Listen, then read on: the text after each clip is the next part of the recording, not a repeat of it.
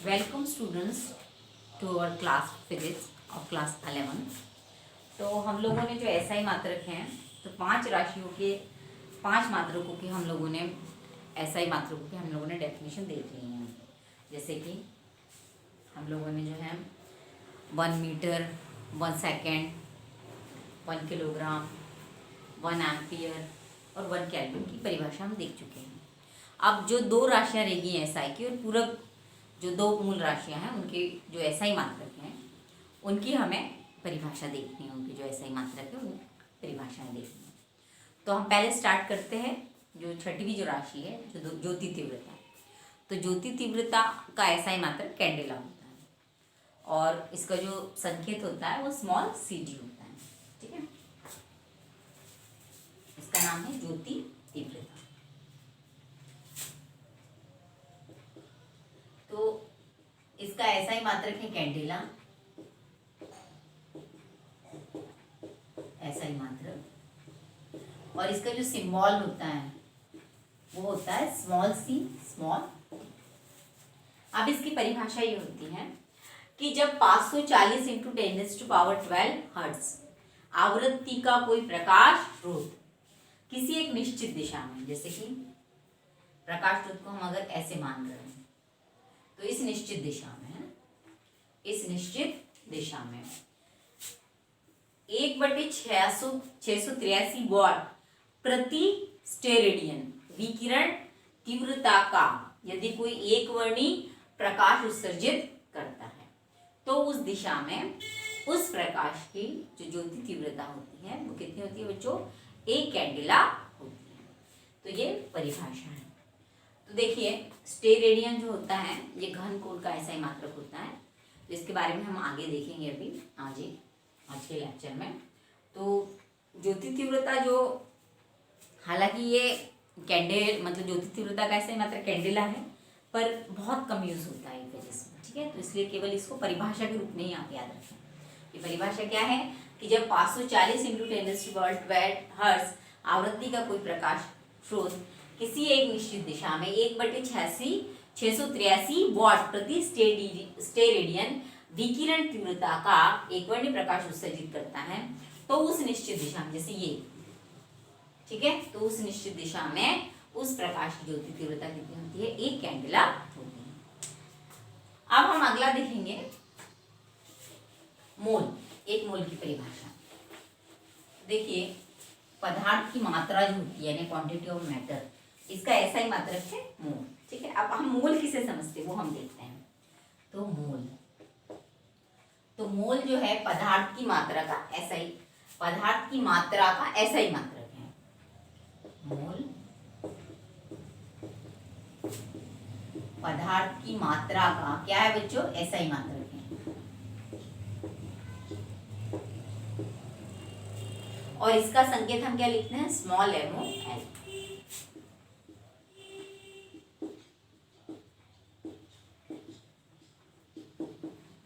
तो 1 मोल वास्तव में किसी भी पदार्थ में है, वह मात्रा है। 1 मोल किसी भी पदार्थ में उपस्थित परमाणुओं की वह मात्रा है जो कार्बन 12 के 0.012 किलोग्राम में परमाणुओं की संख्या के बराबर होती है। उसे हम क्या कहते हैं? 1 मोल। हालांकि मोल जो है ज्यादातर केमिस्ट्री में ज्यादा यूज होता है फिजिक्स के बजाय, पर चूंकि एसआई मात्रक में इसलिए हम इसको देखते हैं और ये केमिस्ट्री में ज्यादा यूज होता है। तो मोल, 1 मोल क्या है? 1 मोल पदार्थ की वह मात्रा है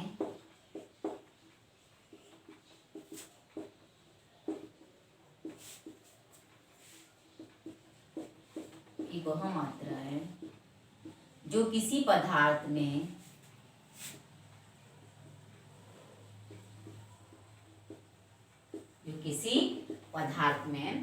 कार्बन 12 के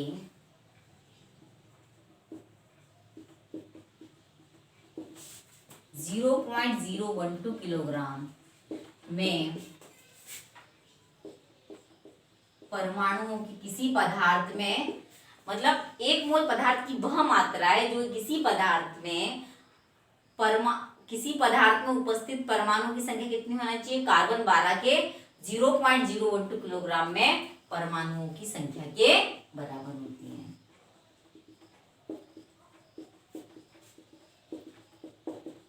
देखिए स्टैंडर्ड हम इसके लिए कार्बन 12 लेते हैं।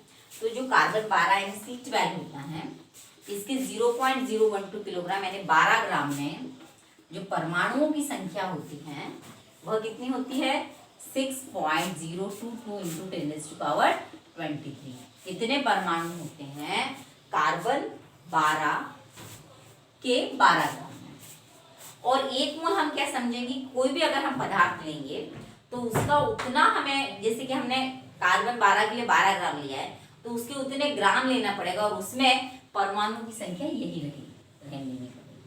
ठीक है, कि जैसे किसी पदार्थ के लिए हम 7 ग्राम ले रहे हैं और 7 ग्राम में इतने हैं, कितने?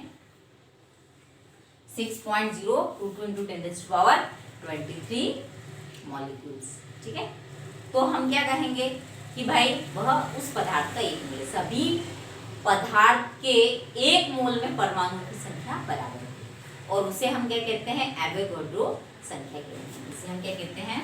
यह एक नियतांक होता है क्योंकि किसी भी पदार्थ के एक मोल में उपस्थित परमाणुओं की संख्या यह हमेशा एवोगाड्रो संख्या के बराबर होती है। और यह एवोगाड्रो जो संख्या होती है इसे एवोगाड्रो नंबर बोलते हैं। ये कितना होता है बच्चों? 6.022 इंटू 10⁻23। ठीक है, जैसे कार्बन 12 के 12 ग्राम में कितने हैं? 6.022 इंटू 10⁻23 क्या होंगे? एटम्स होंगे, इतने परमाणु होंगे। ठीक है, तो इस तरीके से हम कह सकते हैं कि वह जो मात्रा होगी वो क्या होगी बच्चों? वह एक मोल कहलाएगी। ठीक है, जैसे कि अगर हम लेंगे ऑक्सीजन के लिए, ठीक है, ऑक्सीजन मतलब O2, तो ऑक्सीजन के 16 ग्राम में अब हम लेंगे अणुओं की संख्या जिसमें मॉलिक्यूलर स्टेट में है। ठीक है, इसमें मॉलिक्यूल्स होंगे। ठीक है, इसमें परमाणु नहीं होंगे, इसमें मॉलिक्यूल्स होंगे, अणु होंगे। तो अणुओं की संख्या कितनी रहेगी? 16 ग्राम में ऑक्सीजन गैस के 6.022 इंटू 10⁻23 जो एवोगाड्रो संख्या के बराबर है। ऐसे हम दूसरे एलिमेंट्स के लिए दे सकते हैं। कार्बन 12 का 12 ग्राम है लेकिन ऑक्सीजन का 16 ग्राम है, किसी और का और होगा। पर एक बात निश्चित है कि सब में इतने ही एटम्स या मॉलिक्यूल्स होंगे। जैसे कि कार्बन 12 के ये परमाणु होंगे क्योंकि एटॉमिक स्टेट में है तो ये एटम्स होंगे, लेकिन ऑक्सीजन मॉलिक्यूलर स्टेट में है। ठीक है, आणविक अवस्था में है तो इसके इतने अणु होंगे। कितने? 6.022 इंटू 10⁻23 से हम एवोगाड्रो संख्या कहते हैं। ठीक है, तो एक मोल क्या है बच्चों? कि एक मोल पदार्थ की वह मात्रा है जिसमें उस पदार्थ के परमाणुओं की संख्या कार्बन 12 के 0.012 किलोग्राम में उपस्थित परमाणुओं की संख्या के बराबर होती है। और कार्बन 12 के 12 ग्राम 0.012 किलोग्राम यानी कि 12 ग्राम में परमाणु की संख्या कितनी होगी? 6.022 इंटू 10⁻23। ये हो गया एक मोल। अब हम जो दो पूरक मूल राशियां हैं इसे हम समतल कोण और क्या कहते हैं बच्चों? घन कोण कहते हैं, तो इसके बारे में हम देखेंगे। तो इनके ऐसा ही मात्रक तो हम सबसे पहले ले रहे हैं समतल कोण।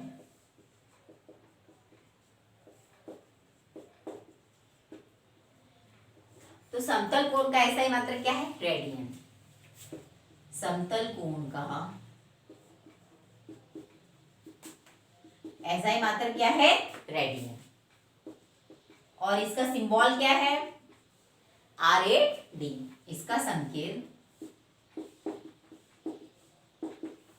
है RAD। अब हम इसे चित्र से समझते हैं। जैसे कि हमने एक चित्र बनाया है, एक सर्कल बनाया है।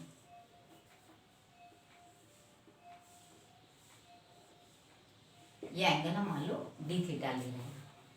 ठीक है, ये एंगल हम ले रहे हैं d थीटा। ये होगा चाप, ये भी चाप समझ लो आप, जिसे हम कहते हैं आर्क, है ना, ये आर्क है, चाप। ये कितना है? हम लेते हैं dr और ये रेडियस है, ये सेंटर पॉइंट है O। तो ये जो वृत्त है अपने केंद्र पर d थीटा इतना एंगल बना रहा है ना, जिसे हम कोण कहते हैं, समतल कोण कहते हैं, प्लेन एंगल कहते हैं। तो कोण बराबर क्या होता है बच्चों? हम क्या समझते हैं? हम ये पढ़ भी चुके हैं, चाप बटे त्रिज्या, है ना। चाप यानी ये आर्क अपॉन रेडियस। तो चाप कितना है यहाँ पर, dr अपॉन त्रिज्या कितनी है, ये भी त्रिज्या, ये भी कितनी है, r। तो d थीटा एंगल बराबर क्या होगा, प्लेन एंगल बराबर क्या होगा, dr अपॉन r।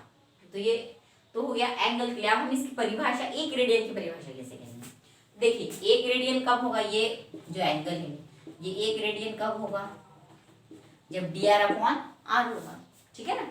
तो हम इसकी परिभाषा क्या लिखेंगे कि एक रेडियन वह समतल कोण होता है जिसमें उसके त्रिज्या के बराबर का चाप वह अपने केंद्र पर अंतरित करता है ना। एक रेडियन के लिए dr अपॉन r, ठीक है ना। तो एक रेडियन वह कोण है जो वृत्त की त्रिज्या के बराबर का चाप अपने केंद्र पर क्या करता है, अंतरित करता है, उसे हम क्या कहते हैं, एक रेडियन। तो इसकी हम परिभाषा लिखेंगे कि एक रेडियन, यहां लिख लेते हैं, वह समतल कोण है जो अपनी त्रिज्या के बराबर का चाप अपने केंद्र पर क्या करता है, अंतरित करता है। एक रेडियन वह कोण है जो अपनी त्रिज्या के बराबर का चाप केंद्र पर क्या करता है बच्चों, अंतरित करता है। केंद्र पर जो है त्रिज्या और dr जब बराबर होंगे, मतलब त्रिज्या के बराबर का चाप जो है केंद्र पर अंतरित करता है, तो वह एक रेडियन एंगल कहलाता है। केंद्र पर अंतरित, ये हो गया एक रेडियन, ठीक है। एक रेडियन के लिए dr और r दोनों बराबर होंगे, इसलिए परिभाषा में हम लिखेंगे कि एक रेडियन वह कोण है जो अपनी त्रिज्या के बराबर का चाप केंद्र पर क्या करता है, अंतरित करता है। तो ये था बच्चों समतल कोण। अब हम अगला देखेंगे, जैसे अगर आप कोई वृत्त ले रहे हो, ठीक है ना, तो वृत्त के परिधि का आप एक छोटा भाग ले लो जिसे हम क्या कहते हैं, चाप कहते हैं। वो अपने केंद्र पर जो एंगल बनाएगा वो क्या रहेगा, समतल कोण। अब अगला हम जो देख रहे हैं वो क्या ले रहे हैं बच्चों, घन कोण, मतलब जिसे हम बोलते हैं स्टेरेडियन।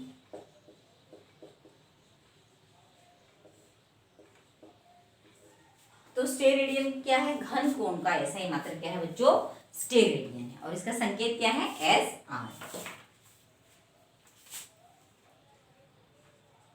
तो हम क्या कहेंगे, घन कोण का ऐसा ही मात्रक क्या है, स्टेरेडियन।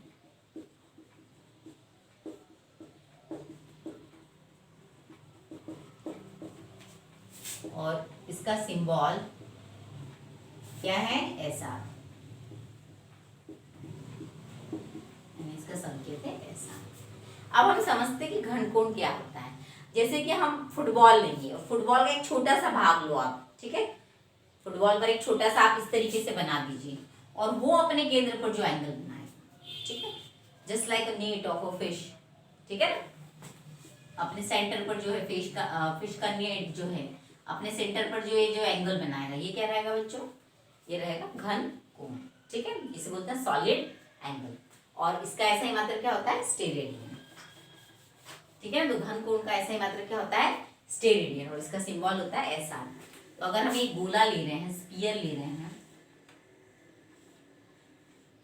और इसका एक क्षेत्रफल ले रहे हैं, ठीक है, जिससे आप फुटबॉल पर बाहर इस तरह से बना दो आकृति, और वो अपने सेंटर पर जो एंगल बनाएगा उसी को हम क्या कहेंगे, घन कोण।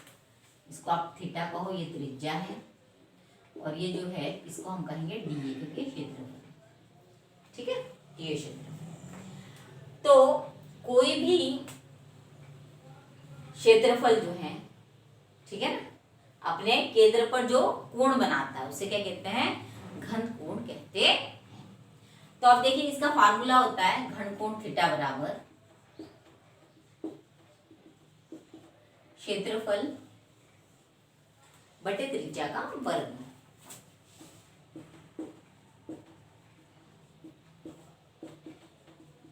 त्रिज्या का वर्ग यानी स्क्वायर।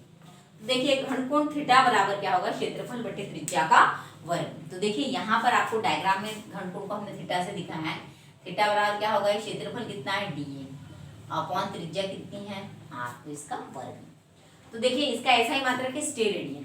तो एक स्टेरेडियन हम कैसे कब कहेंगे बच्चों, एक कब होगा ये एंगल, एक स्टेरेडियन कब होगा, जब DA बराबर क्या होगा R², है ना।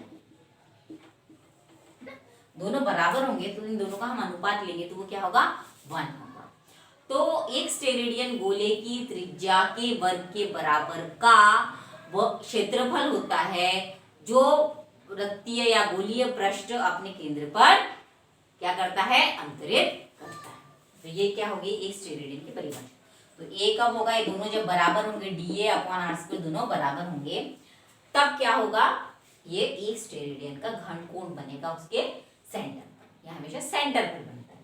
तो हम इसकी परिभाषा क्या लिखेंगे कि एक स्टेरेडियन वह घनकोण होता है जो वृत्त की त्रिज्या के बराबर का क्षेत्रफल का गोलीय पृष्ठ अपने केंद्र पर क्या करता है, अंतरित करता है। तो एक स्टेरेडियन वह घनकोण होता है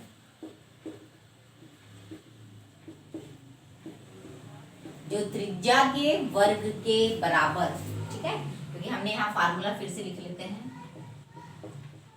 1 कब होगा, जब DA बराबर R² होगा। तो एक स्टेरेडियन वह घनकोण होता है जो त्रिज्या के वर्ग के बराबर, त्रिज्या के वर्ग के बराबर का क्षेत्रफल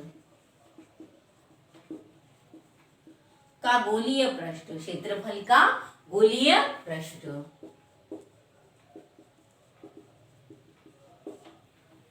अपने केंद्र पर अंतरित करता है।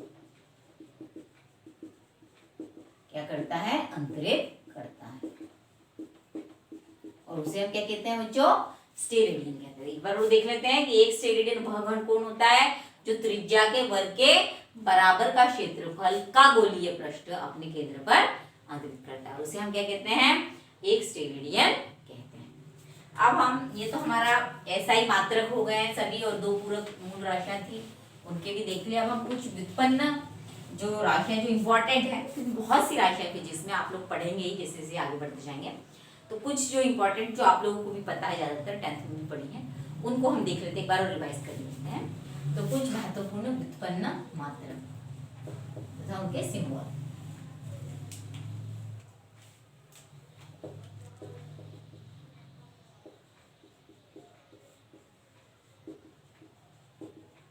तो देखिए पहले हम देख लेते हैं राशि, क्वांटिटी कौन सी भौतिक राशि है। दूसरा हम देखेंगे व्युत्पन्न मात्रक, व्युत्पन्न SI मात्रक, ठीक है, ये भी इंपॉर्टेंट है। और तीसरा हम देख लेंगे उसका संकेत यानी सिंबल। कुछ राशियां हम देख लेते हैं, आप लोगों को भी पता है। तो पहली हम देखेंगे, देखिए बल, ठीक है। तो इसका व्युत्पन्न SI मात्रक क्या है, न्यूटन, क्योंकि इसका CGS मात्रक तो है डाइन, पर हम SI मात्रक ही देख रहे हैं, क्योंकि फिजिक्स में ज्यादातर सभी क्वांटिटीज को SI में ही कन्वर्ट करते हैं। और संकेत क्या होता है बच्चों, इसका n। दूसरा हम देखेंगे कार्य या ऊर्जा, दोनों एक ही होते हैं, या ऊष्मा भी कह लो आप। तो इसका व्युत्पन्न SI मात्रक क्या होता है, जूल, और इसको हम किससे दर्शाते हैं, J से। तीसरा हम कहेंगे शक्ति, तो शक्ति का व्युत्पन्न मतलब SI मात्रक क्या है, क्योंकि शक्ति जो है एक व्युत्पन्न राशि है, तो इसका SI मात्रक क्या है, वॉट, और इसको हम किससे दर्शाते हैं बच्चों, W से। फिर हम क्या कहेंगे उसके बाद, आवेश, ठीक है, आवेश ये भी एक भौतिक राशि है, इसका मात्रक क्या है, कूलॉम, किससे दर्शाते हैं हम, C से। फिर उसके बाद हम देखेंगे विद्युत विभवांतर, विद्युत विभवांतर, इसका SI मात्रक क्या है, वोल्ट, और हम किससे दर्शाते हैं बच्चों, V से। यह हम 12th में पढ़ेंगे इसका। फिर छठवां है विद्युत धारिता, ये भी आप 12th में पढ़ोगे, इसका होता है फैरेड, और इसका संकेत क्या है बच्चों, F। तो और भी बहुत सारे हैं, ये तो जनरली जो बहुत इंपॉर्टेंट होते हैं और काम आते हैं उसके बारे में हम देख रहे हैं। तो जैसे बल, का न्यूटन एसआई मात्रक एन से दर्शाते हैं, कार्य या ऊर्जा का जूल जी से दर्शाते हैं, शक्ति का वाट डब्ल्यू से दर्शाते हैं, आवेश का कूलॉम सी से दर्शाते हैं, विद्युत का वोल्ट, विद्युत विभवांतर सॉरी इसका वोल्ट पी से दर्शाते हैं, और विद्युत धारिता का फैरेड हम एफ से दर्शाते हैं। अब कुछ और इंपॉर्टेंट है जो जिसका आपको फिजिक्स में बहुत ज़्यादा पड़ेगा, स्पेशली न्यूमेरिकल सॉल्व करते समय। तो और हमें ये सॉल्व करते करते हमें जो है ये हैबिट में आ जाएंगे, हमें वैसे ही मेमोराइज हो जाएंगे। ठीक है, तो हम देख लेते हैं। इधर हम लिखेंगे पावर ऑफ 10 प्रेफिक्स और फिर लिखेंगे सिंबल।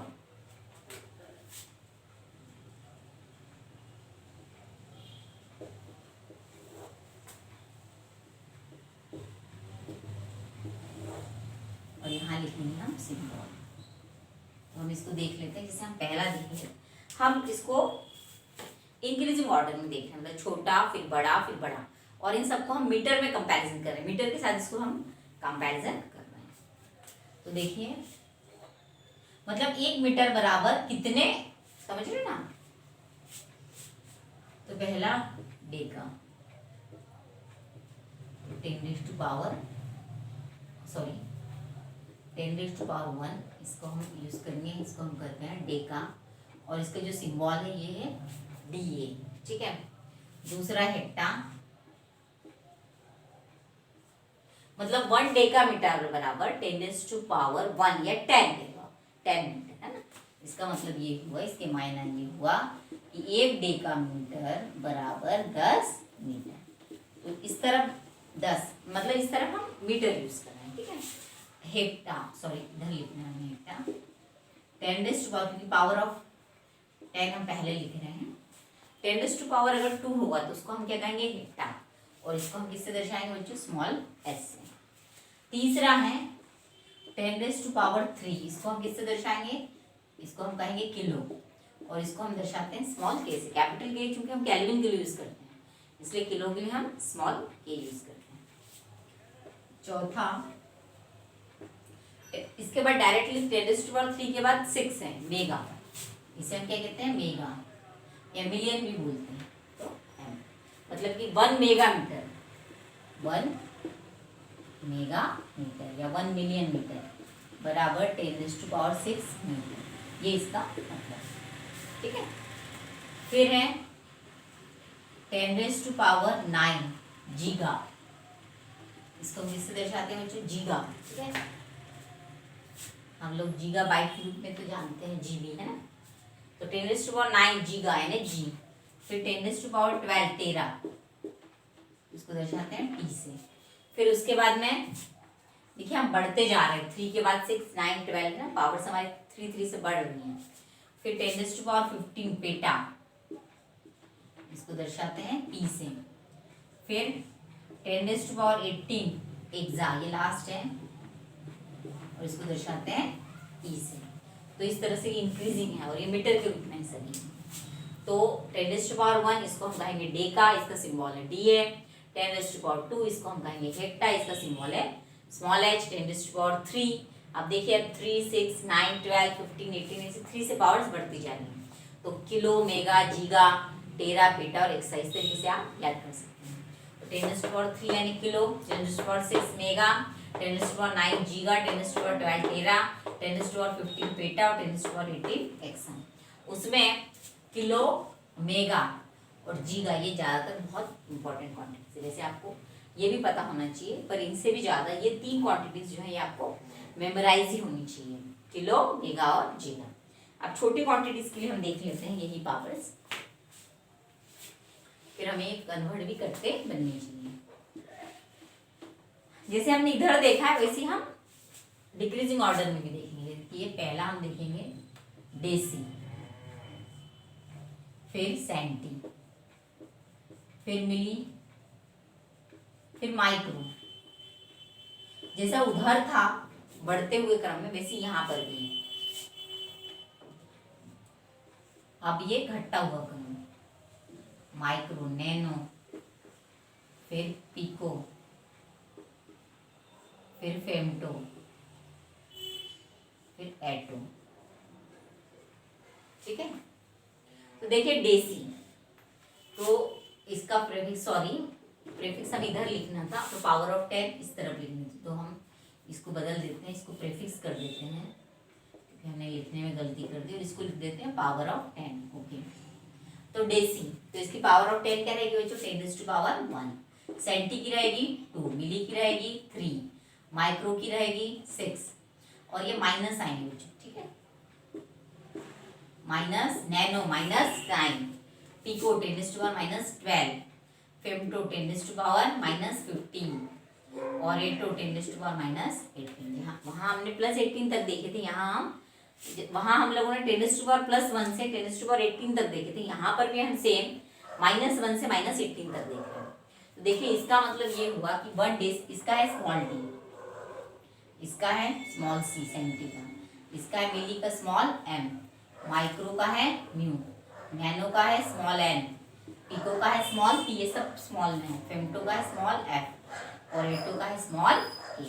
तो इसका मतलब ये हुआ, जैसे हम सेंटीमीटर कहेंगे, तो 1 centimetre is equal to 10⁻⁻2 metre, क्योंकि ये सब हम मीटर में ही इनका आपस में संबंध देख रहे हैं। तो एक बार और देख लेते हैं हम इसको, इसी तरीके से याद रखिए, डेसी, फिर सेंटी, फिर मिली, माइक्रो, नैनो, पिको, फेमटो, एटो, 10⁻⁻1, -2, -3, -6, -9, -12, -15, -18।